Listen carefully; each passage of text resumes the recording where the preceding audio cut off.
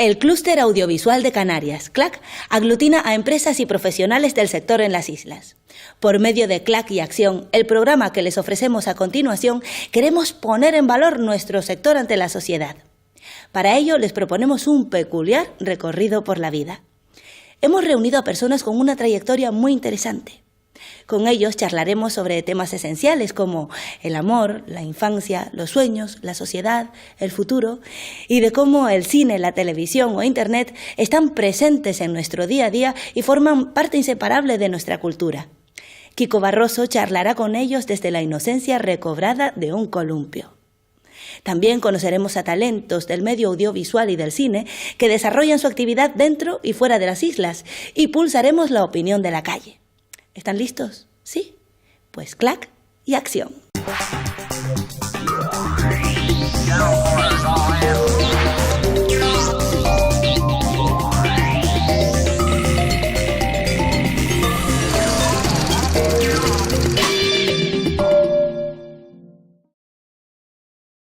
En esta ocasión hablamos de género. Más de la mitad de la población mundial somos mujeres. Sin embargo, la sociedad la piensan y la dirigen mayoritariamente los hombres.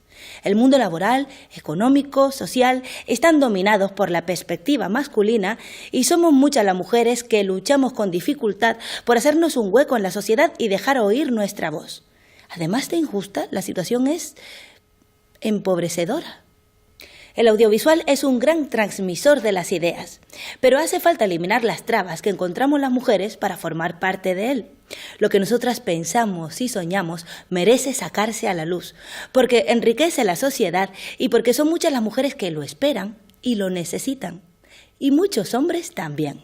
Y nada mejor que predicar con el ejemplo, como hace la mujer que se columpia a continuación con Kiko Barroso.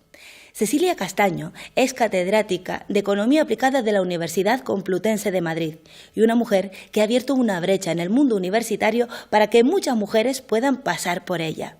Inquieta investigadora de la desigualdad de género, utiliza el audiovisual como herramienta de conocimiento y de denuncia.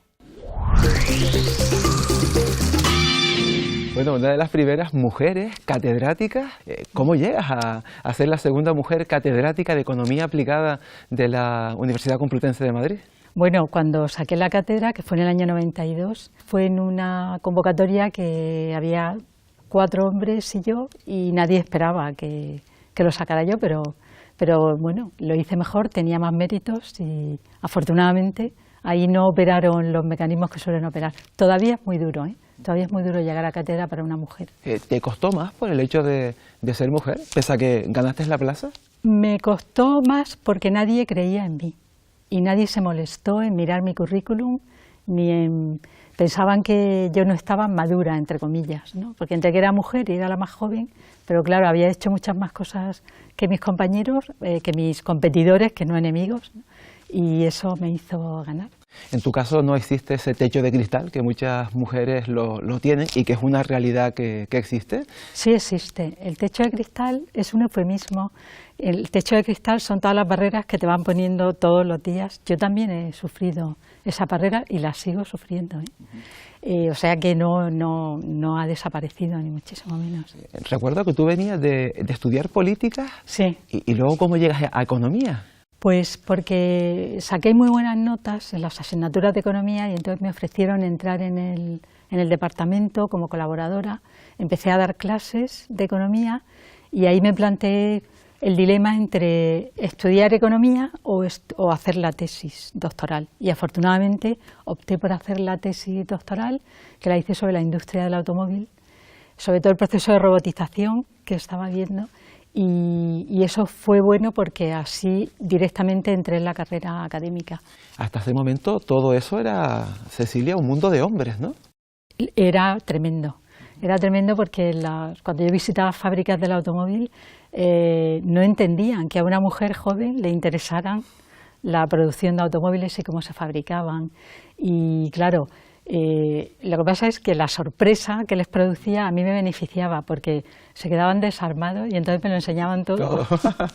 Estaba muy bien, ¿no? Y fue una tesis buena, se publicó y bueno, fue muy importante para mí ese tema. Fíjate, es curioso, ¿verdad? Porque la universidad, la facultad, la economía, desde la perspectiva lingüística, todo femenino, pero sin embargo, ¿por qué está tan masculinizada la universidad? Porque la universidad es un centro de poder de lo simbólico.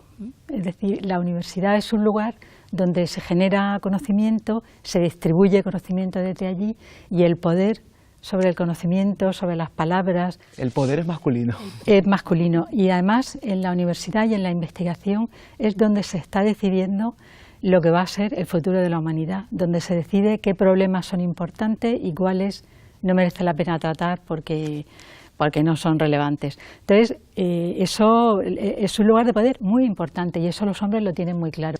Una buena manera de mantenerse ahí para los hombres es poner barreras para las mujeres.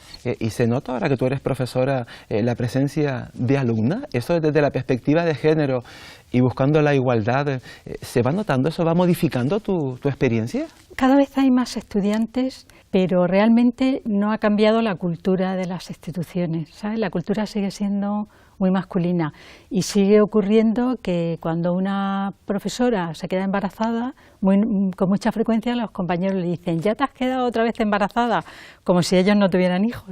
Entonces, aunque hay muchos estudiantes, lo que ocurre es que cuando terminan la carrera hay muchas menos que van a hacer la tesis doctoral y de las que hacen la tesis doctoral hay muchas menos que siguen la carrera académica. La universidad es todavía un poco medieval, en ese sentido. Pero parece contradictorio. Sí. Muy contradictorio además, ¿no? El conocimiento da mucho poder y entonces hay unos guardianes de las esencias que lo controlan y controlan la puerta de entrada y los requisitos de acceso están definidos en términos masculinos.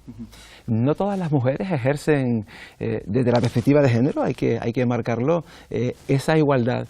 Muchas veces la mujer tiene su peor enemiga en otra mujer.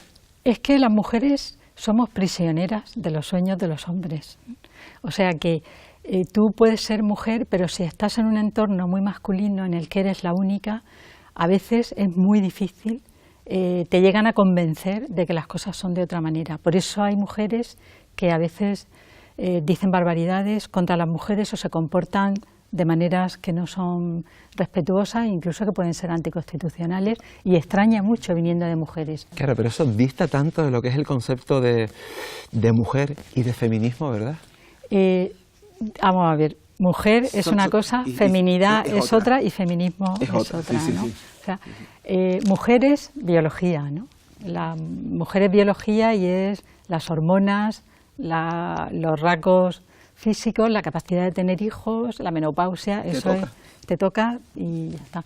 Luego el género es, bueno, está la identidad femenina, que no es una, sino que hay muchas, y es muy importante que se muestren esas diversas identidades femeninas, que además en cada mujer hay varias identidades femeninas, ¿eh? Porque tú, por un lado quieres ser una buena profesional, por otro lado quieres ser buena hija con tus padres, por otro lado quieres ser buena madre, ¿no? Entonces, a veces nos imponen unos modelos muy cerrados y es importante abrir, ¿no? Que se muestren más cosas. Y luego está el feminismo, que es un movimiento pacífico, súper pacífico, que lucha por la igualdad, ¿eh? Y que además sostiene que los hombres serían mucho más felices con la igualdad de género. Por eso hay muchos hombres que somos feministas. Exactamente, claro.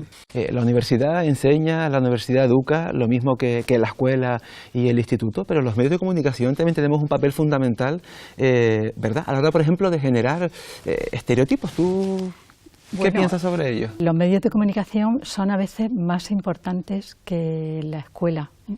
Porque la escuela te transmite conocimiento, pero te transmite conocimiento y te transmite educación y prácticas formalizadas, pero en cambio día a día, constantemente, los niños, las niñas, los chicos, las chicas están recibiendo a través de los medios de comunicación imágenes, tramas, que normalmente reproducen todos los estereotipos y todas las relaciones desiguales entre hombres y mujeres. En ese sentido, es muy importante que haya alternativas, es decir, que se ofrezcan productos en el cine y en la televisión, sobre todo, que permitan primero, que las chicas y los chicos vean otros modelos, que el modelo ni de mujer ni de hombre es el tradicional, sino que una mujer puede ser tan habilidosa, tan segura de sí misma como un hombre, y que un hombre no tiene por qué ser un fortachón y un machote que llega allí, sino que puede ser un hombre sensible y no por eso es menos hombre. El hecho de que salgan en películas, en series, hombres haciendo las tareas de la casa y haciéndolas bien, porque el estereotipo también es que a los hombres no se les puede dejar hacer las tareas de la casa porque lo hacen fatal. Bueno, pero hay muchas mujeres han dicho, no, que prefiero hacerlo yo porque él lo hace mal. Sí, pero bueno. Y nuestras madres. Pero es muy importante que en los medios de comunicación se difundan estos modelos alternativos que además son liberadores, no solamente para las mujeres, sino para muchos hombres que les gusta planchar, o les gusta cocinar, les gusta cuidar de la ropa, y en cambio, pues... ¿Te cuento un secreto?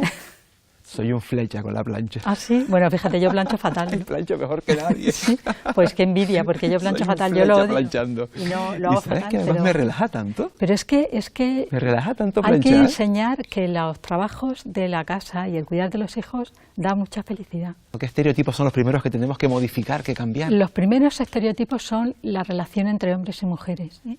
Esa relación en la que la mujer siempre se tiene que adaptar al hombre, siempre tiene que ser sumisa. Y eso hay que cambiarlo mostrando, porque no hay que demostrar, es simplemente mostrar que la gente es más feliz, que los hombres y las mujeres son más felices cuando no hay relaciones de dominación. Y entonces hay que intentar ofrecer otro tipo de productos que provoquen más la inteligencia, la reflexión. Y eso se puede hacer y eso tiene éxito. Este año, entre las películas que se presentaron a los Oscars, había películas que realmente planteaban alternativas muy críticas con la realidad. Estoy pensando, por ejemplo, en 12 años de esclavitud, ¿no? Que era una crítica feroz al sistema esclavista en Estados Unidos. Estoy pensando, por ejemplo, en Her, que era una película que era sobre las relaciones afectivas y estaba mostrando un modelo de hombre que no respondía en absoluto a los estereotipos masculinos tradicionales. ¿Y tú no tienes la sensación, a mí al menos así me lo parece, que cada vez los hombres somos más mujeres y las mujeres cada vez más hombres? Bueno, sí, siempre lo hemos sido, ¿eh? Siempre lo hemos sido, lo que pasa es que eso ha estado reprimido. Siempre ha habido mujeres grandes científicas, lo que pasa es que nunca han podido firmar sus trabajos, ¿eh? Y los firmaban sus maridos. Y siempre ha habido hombres con una sensibilidad tremenda. Incluso algunos se llevó el premio Nobel, ¿eh? Efectivamente, cuando el texto con Marie Curie, lo escribió ella, ¿eh? Sí, bueno, y por ejemplo, los primeros programadores informáticos de la historia fueron mujeres, 7 mujeres que trabajaban en el ENIAC, y en cambio el que se llevó el nombre y el premio y todos los laureles fue el ingeniero que trabajaba con ellas. Lo peor de la desigualdad entre hombres y mujeres es cuando se ejerce la violencia. Esa es la peor parte de la desigualdad. En demasiados casos se convierte, Cecilia, en una auténtica tragedia. ¿Hemos avanzado en algo? Lo peor de la desigualdad es la violencia, porque es el momento, digamos, culmen, cuando ya todo ha llegado a lo peor, ¿no? Sin embargo, antes de esa violencia física hay otras partes muy malas de la desigualdad, como es la violencia psicológica, que por ejemplo se refleja muy bien en una película de Buñuel que está inspirada el guión está inspirado en un libro de una escritora canaria, Mercedes Pinto, que escribió este libro él y lo utilizó Buñuel para hacer el guión de su película, y esta es una película que refleja claramente la violencia psicológica, ¿no? ¿Te gusta un montón el cine, no, Cecilia? Porque has Muchísimo. citado Bueno, un montón cine, de pero pelis. ¿Te queda tiempo, muchacha? Bueno, lo busco, vamos combinando, ¿no? Intento informarme antes de ver las películas, porque a mí toda la parte comercial, las películas que están hechas solamente pensando en repetir fórmulas y tal, En hacer caja. una vez que has visto una, pues realmente no tiene mucho interés. Pero hay muy buen cine, ¿eh? Y el cine además tiene la fuerza de las imágenes. Tú miras una imagen y ya ves a una persona, no te tienen que hacer un tratado para explicarte la situación social de esa persona cuando ves que tiene los pantalones rotos, que tiene manchas, que va descalzo. eso ya es un tratado de economía y de sociología, ¿no? Ya sabes dónde está esa persona.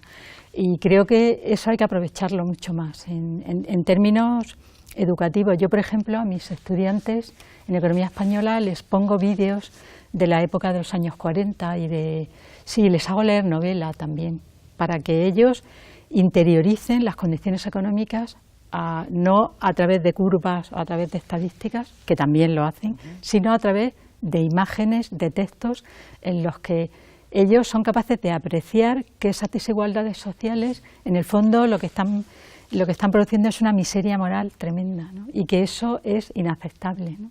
¿Cuál es tu asignatura? Tengo una asignatura de economía española. Ajá. ¿Economía española? Sí. ¿Una española de la economía? Bueno, no, es explicar, en el fondo esa asignatura lo que pretende es explicar cómo es la economía española actual, pero para entender cómo es hoy hay que ver de dónde venimos y hay que ver pues qué es lo que teníamos que haber hecho y no hemos hecho y cómo vivían nuestros padres y nuestros abuelos. Entonces, ahí, por mucho que lo expliques, el Producto Interior Bruto per cápita, lo importante, tú enseñas una foto de niños jugando y enseguida ves que están jugando con una pelota de trapos, o que están jugando descalzos, o que están mirando a uno que tiene un bocadillo con cara de hambre y dices, es que ahí lo entiendes, ¿no? O para explicar la inflación hay una novela maravillosa que yo la utilizo, ¿no? ¿Cuál? ¿Qué novela? Es Una princesa en Berlín, que es del periodo de la hiperinflación en los años 20, en el que también ha habido hiperinflación en Argentina. Te pagaban y tenías que comprar inmediatamente bienes porque el dinero perdía valor. Y entonces enseguida tenías que comprar lo que fuera para luego poder cambiarlo en el mercado negro, ¿no? Era la única manera de mantener la capacidad adquisitiva. Películas como Las uvas de la ira, basada en la novela de Steinbeck, definen perfectamente lo que fue la crisis de los años, la caída de la bolsa del 29 y la depresión de los años 30. ¿Qué crees? ¿Que se hace mejor cine que mejor tele? Lo que pasa es que hoy el cine se está derivando también mucho hacia las series de televisión, que son el nuevo cine, las series de calidad, y hay series magníficas. Oye, quiero preguntarte por la publicidad. Ahí también hay unos estereotipos que tenemos que pulir, ¿no? La publicidad es muy importante, por eso en casi todos los países hay observatorios de la publicidad, porque la publicidad es el principal mecanismo de transmisión de estereotipos. En Estados Unidos tú no puedes hacer ningún anuncio que muestre a ningún grupo de población como que son inferiores a los demás. Aquí en España todavía se hace, ¿no? Y hay muchos anuncios sexistas. Por eso es tan importante, por ejemplo, que haya mujeres directoras de cine, mujeres guionistas, mujeres que hacen publicidad, porque las mujeres somos el 50% de la población, o más, no somos, a algunas edades somos más, ¿no? Porque vivimos más años. O sea que es importante que toda nuestra experiencia, toda nuestra perspectiva sobre la vida cotidiana, sobre la vida política, sobre la vida económica, sobre la producción, la transmitamos y la reflejemos y que de lo que nos alimentamos en esa experiencia virtual, que cada vez es más importante como parte de nuestra experiencia total, que esté ahí incorporada la perspectiva de las mujeres. ¿Cuánto tiempo hace que no te sentabas en un columpio?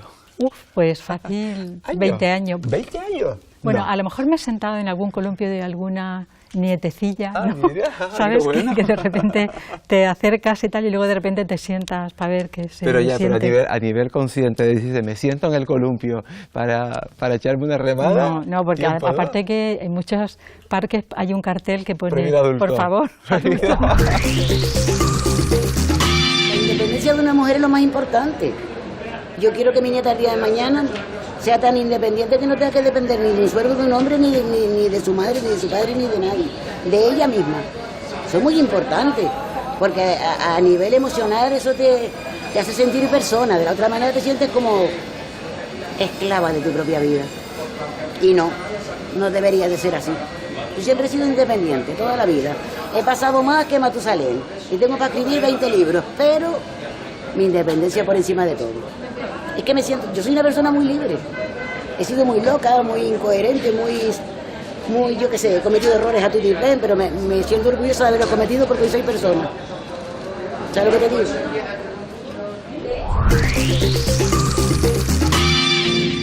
El cine en Canarias empezó antes de la conquista en Risco Caído, en Artenara, Gran Canaria. Los isleños prehispánicos pulían una oquedad para dar forma a la luz del sol al amanecer que se proyectaba en movimiento sobre la pared. En esta película, el rayo se transformaba en un gran falo que terminaba introduciéndose en una vulva dibujada en la roca. Hola, soy Marta Miró, soy directora de producción y productora y soy canaria, de Las Palmas de Gran Canaria. Mi pasión por el cine y por mi profesión hizo que en el 95 me viniera a vivir a Madrid. Aquí llevo ya pues muchos años. Nunca me he desconectado de lo que es mi tierra y mi entorno. Siempre que en todas las producciones que he hecho, siempre que he podido, siempre que ha habido playa o siempre que ha habido que rodar algo cerca de la costa, pues descontrolo a los productores que piensan en el Mediterráneo y tiro para mi tierra, tiro para Canarias. Desde pequeña yo en realidad lo que quería hacer era actriz. De hecho, pues he hecho muchos cursos de interpretación y he actuado en algunas obras de teatro, todas en Canarias, y bueno, me apasionaba. Lo que pasa que, bueno, las vueltas de la vida, en el momento en el que yo me venía a Madrid a hacer interpretación, mi hermana ya estaba aquí estudiando cine, pues me enamoré y cambié por psicología. Hice psicología en La Laguna, hice también Bellas Artes. Siempre me ha apasionado lo que es el tema organizativo, de organizar cosas. Se me da muy bien el organizar, el sponsorizar, el buscar sponsor, el hacer una serie de cosas que tienen mucho que ver con la producción. Una película de Jesús Mora que se rodó en Canarias, que se llama Tiro Limpio. Ahí el director de producción con el que trabajé, al venir a Madrid se había quedado sin jefe de producción y entonces me propuso, me dijo, si te vienes a Madrid yo te contrato para esta película. Y ahí no me lo pensé dos veces, fue de las decisiones más importantes en mi vida porque bueno, yo tenía 3 hijos en edades difíciles, me lié la manta a la cabeza y me vine. He tenido la suerte al dar el salto a Madrid de trabajar pues con directores de la talla de Imanol Uribe, de Manuel Gutiérrez Aragón, de Fernando Colomo, con productoras muy importantes, con productores con los cuales he aprendido muchísimo. Bueno, en estos últimos años mi residencia está voy a caballo entre Gran Canaria y Madrid. Ahora mismo, actualmente, se están haciendo muchísimas producciones en Canarias, cosa que me alegro muchísimo. Me alegro por la cantidad de gente profesional que hay y que también tengan oportunidad, porque a medida que se van haciendo películas, esto es un oficio que se aprende en los libros, se aprende en la teórica, pero en la práctica es la que te da a ti todo el bagaje. Y bueno, es muy interesante por muchos temas. O sea, ahora mismo todos los beneficios fiscales que supone, está llevando muchísima producción. Eso es muy bueno también, que el paisaje canario esté en una película, y si es una película de éxito y de proyección internacional, también es una forma de promocionar nuestro paisaje y nuestra tierra. Y por otro lado es muy importante el audiovisual, o sea, la producción propia, el poder exportar al resto del mundo historias de Canarias, que son muy, muy, muy interesantes, y hay muchísimas, o sea, contadas por canarios, actuadas por canarios y con una proyección internacional de un audiovisual propio, que tenga una entidad canaria. Pues a mí me gustaría ver en la pantalla, sobre todo, como ensayos históricos en los que se muestren las cosas que ha conseguido la mujer, y no a la sombra del hombre, sino por ellas mismas. Mira, por ejemplo, desde la conquista de América, desde luego, que es una cosa que a mí me interesa bastante, hay muchísimas mujeres que hicieron de la conquista de América algo más que una guerra, y que realmente fueron las grandes colonizadoras, y me parece que están bastante olvidadas, ¿no? Series del tipo Isabel, ¿no?, de Televisión Española, pues podrían ser un buen ejemplo, pero hay muchísimas mujeres, muchos personajes históricos en todos los ámbitos, científicos y no científicos, humanísticos, y en cualquier ámbito, que han hecho grandes cosas, ya han conseguido pues cotas de poder tan altas como los hombres y sin embargo están silenciadas. Y sus textos y sus logros no se conocen. Hola, mi nombre es David Baute y soy director de cine documental. Comencé hace 15 años, precisamente en esta zona, en la comarca de Daute, en Tenerife, a rodar mis primeros trabajos. Mi primer corto, Rosario Miranda, un documental sobre Domingo Regalado, una persona del municipio de Buenavista del Norte, que ya desde la época de la dictadura de Franco se travestía. Una persona con mucha fuerza, con mucho empuje y sobre todo con unas ganas de vivir y de respetar a los demás impresionantes. Y creo que fue uno de estos trabajos que te marcan un poco el recorrido de tu vida y de tu trayectoria profesional, porque tuvimos la suerte con este documental de conseguir reconocimiento internacional. Eso nos ha ayudado a realizar otras producciones, a empezar a coproducir incluso con otros países y a poder hacer ya algunas producciones de mayor presupuesto y algunas producciones que ya tenían unos estándares de calidad pues más consolidados. También en parte gracias a la labor que se ha hecho en un festival como Miradas Doc, un festival de cine documental que en su parte de mercado trata que las productoras canarias tengan la posibilidad de conseguir financiación y de conseguir coproducciones con otras productoras que si no estuviera este foro, este encuentro, este mercado en Canarias sería muy difícil para sobre todo la gente que inicia sus primeras producciones. En la actualidad dirijo el Festival de Cine Medioambiental de Canarias, el que fuera el primer festival de cine de esa temática en España, un festival que impulsó personas del mundo del arte como César Manrique, como Pepe Damaso, que sigue actualmente siendo nuestro presidente de honor, y que lo situó en un punto muy interesante a nivel europeo donde se debatía y se programaba el cine más importante a nivel internacional en materia medioambiental. Hoy en día este festival vuelve a tener una enorme importancia, consolidándose con una programación de cine internacional bastante fuerte y con una serie de actividades paralelas que hacen que el medio ambiente y el cine pues se fusionen de una forma bastante amable en Garachico. Tras la invención del cinematógrafo en 1895, la primera proyección se celebra en Canarias el 13 de febrero de 1898 en el Círculo Mercantil de Santa Cruz de Tenerife por el palmero Miguel Brito. La primera proyección en Gran Canaria se realiza en el Gabinete Literario de Las Palmas en 1899. El tópico es hablar de que a la mujer lo que le interesa en cuanto a literatura y en cuanto a cine es el amor. Ese es el topicazo de la vida con las mujeres. Es decir, a las mujeres lo que les interesa es el amor y que se vea representado el amor, la comedia romántica y todo ese tipo de cosas. Personalmente yo no me siento representada con eso, esa es otra de las cuestiones. Es decir, a mí personalmente lo que me gusta ver en una película es más bien el tema de el pensamiento. ¿Cómo podemos reflexionar acerca de determinadas cuestiones? La vejez. Me gusta mucho el tema de la vejez, de la demencia senil, por ejemplo, me parece muy interesante. Y también cuestiones más científicas, cualquier tema así sobre el que se pueda reflexionar más o menos, pero no tanto, evidentemente, la comedia romántica, que es un poco tópico. Como las universidades, por ejemplo, que cada vez las estudiantes consiguen por sí mismas tener mucha mejor preparación que los estudiantes, que en eso están un poco más atrasados. Sin embargo, en los puestos directivos de las universidades y etcétera no tienen la representación. Eso es una batalla continua. Hola, soy Dácil Pérez de Guzmán, directora, guionista y productora. Actualmente vivo en la Isla del Hierro, que es el escenario además de mi última película, La Última Isla. Este sitio donde estamos ahora, de hecho, es un plano de la película, el plano final. Yo creo que las historias se cuentan desde lo que conocemos y desde lo que llevamos dentro. En el caso de esta película, La Última Isla, yo quería contar lo que yo experimenté en los veranos de mi infancia en la Isla del Hierro, unos veranos en los que se vivía una libertad y una creatividad muy grande y además pues te enseñaba muchas lecciones de vida en contacto con la naturaleza pura.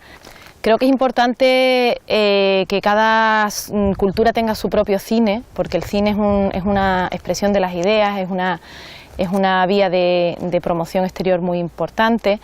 Y una sociedad que tiene un audiovisual sano es una sociedad libre, porque el audiovisual es el mejor vehículo de transmisión de las ideas y ayuda a las personas a reflexionar, a crearse un criterio propio. y eso conforma pues ciudadanos activos y responsables. El audiovisual en general y el cine en particular son un vehículo excelente de promoción de cualquier lugar, en este caso de la cultura canaria. La película La última isla ha sido vista en festivales en sitios tan apartados como Seúl, Chicago, Hollywood, Los Ángeles, y en España en festivales en Sevilla y en Madrid.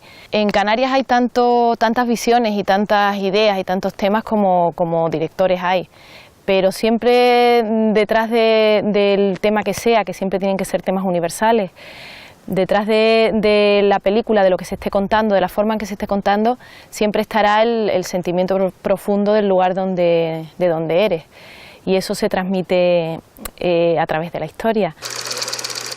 La última isla es una de las últimas películas que se pudieron hacer cuando había apoyo público al cine en Canarias.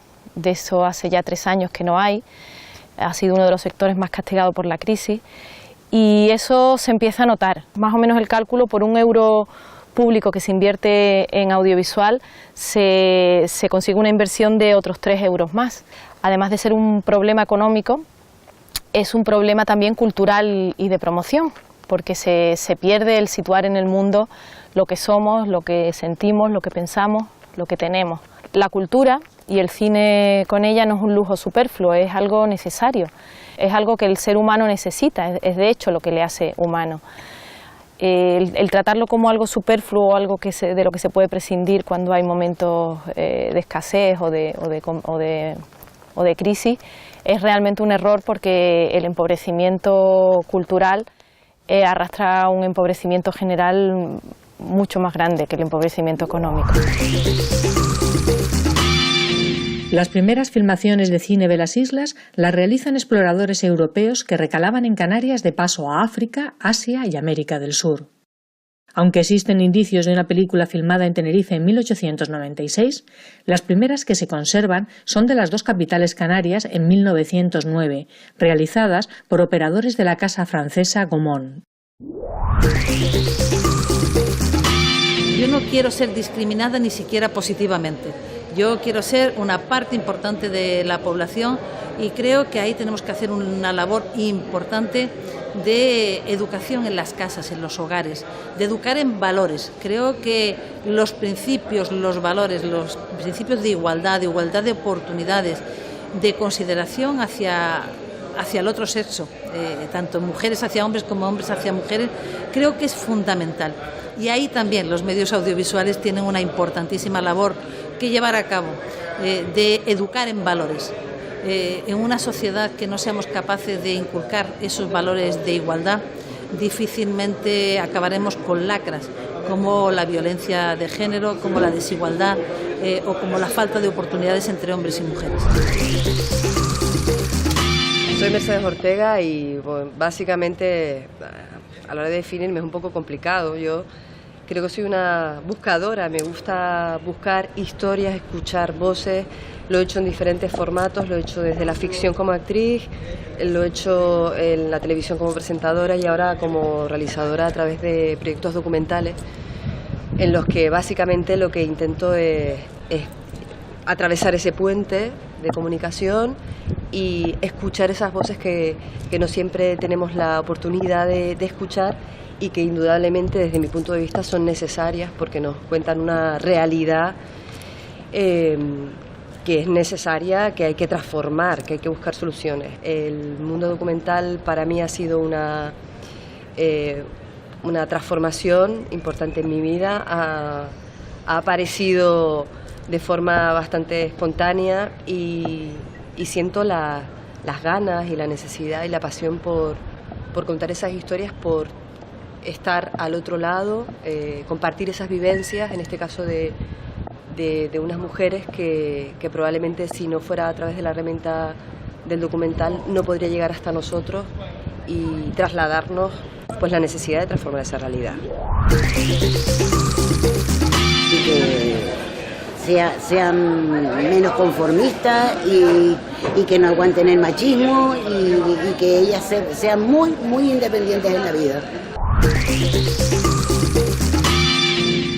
Lentamente vamos avanzando para que la mujer asuma el lugar que le corresponde en la sociedad en completa igualdad con el hombre. Podemos hacer realidad el sueño de un mundo plural e igualitario. Para ello es necesario empezar por el entorno inmediato y el ejemplo es la mejor educación.